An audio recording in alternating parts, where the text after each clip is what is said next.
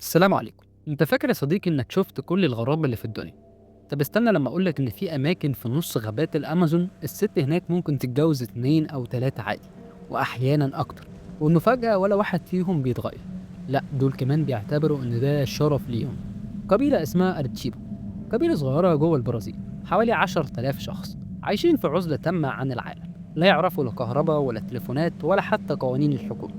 بس عندهم قانون واحد بس: الست هي الملكة، هي اللي تختار وهي اللي تقول الكلمة الأخيرة. في العالم ده الجواز مش ورقة ولا فستان أبيض، الجواز هنا مجرد اتفاق حب ما بين ست وراجل. ولو الست حبت أكتر من واحد مفيش مشكلة خالص، تتجوزهم كلهم وكلهم يعيشوا معاها في بيت واحد. تخيل بيت واحد وست واحدة و3 رجالة بيحبوها بنفس الطريقة.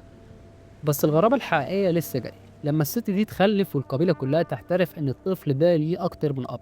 ليه؟ لأنهم بيؤمنوا إن كل راجل شارك في حب الأم ليه دور في خلق الطفل. يعني ممكن تلاقي ولد عنده 3 آباء وكلهم بيصرفوا عليه وبيحبوه. مفيش لا تحليل DNA ولا شك ولا خناقات، ناس رايقة على الآخر.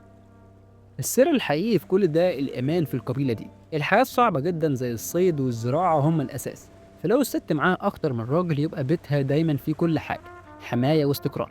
وده بالنسبة لهم مش عيب، ده ذكاء اجتماعي، نظام بيضمن إن محدش يجوع ولا يتساب لوحده. ليلة الزفة ودي أغرب حاجة عندهم، الست بتقف في النص والرجالة اللي اختارتهم بيقفوا حواليها في دايرة، والكاهن القبلي بيغرس رمح في الأرض، وده معناه إن الروح اتربطت ببعضيها. خلاص بقوا عيلة واحدة، مفيش لا دبلة ولا مأذون. بس في اللحظة دي كأنك خارج من فيلم خيال علمي.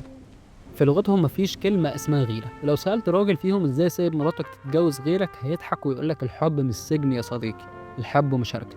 تخيل ناس بتعيش فكرة المشاركة دي لدرجة انهم شايفين انها فضيلة. عالم غريب جدا فعلا. لما العلماء زاروا القبيلة دي افتكروا الأول إن هما بيهزروا، بس بعد ما عاشوا معاهم أسابيع اكتشفوا إنه ده الواقع بتاعهم.